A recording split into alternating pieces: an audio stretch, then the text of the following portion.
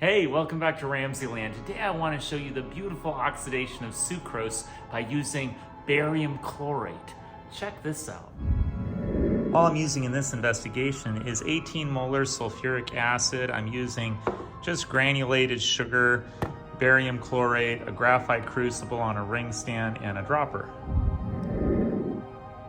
So the first step is to measure out about 7 grams of barium chlorate and an equal amount of granulated sugar. The next step is to add your barium chlorate to a petri dish and your granulated sugar, and to mix these evenly, but don't use a mortar pestle.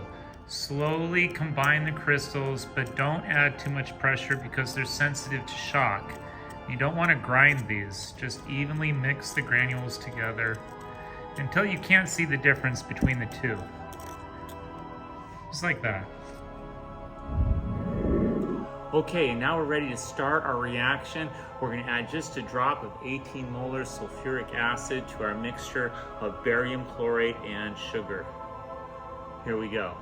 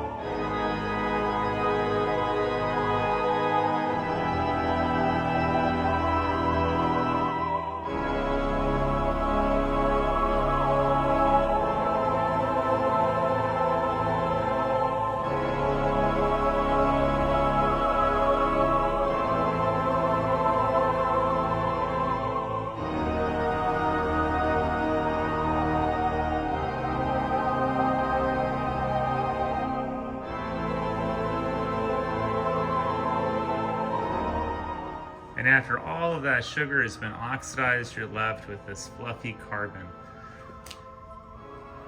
You can easily break it apart. Okay, so you may have seen kind of a green hue in that flame, and that's because barium compounds are used in green fireworks, whereas strontium is for red flames, calcium creates an orange flame.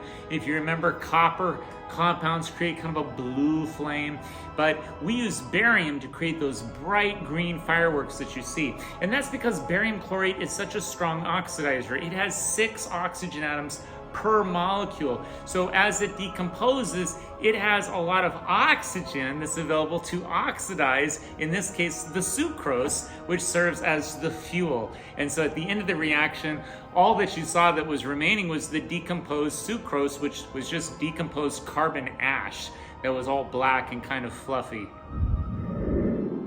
But why specifically is barium chlorate green? Well, during excitation, barium's electrons move to an outer energy level, and when they return to their grounded state, each electron gives off one photon, one particle of light, whose wavelength is between 565 and 520 nanometers. Remember, a nanometer is just a billionth of a meter. So due to the wavelength of the photon through the light spectrum, we see the color green. I hope you enjoyed today's edition of RamZland, and I'll see you next time. If you enjoyed this presentation, be sure to remember to like and subscribe.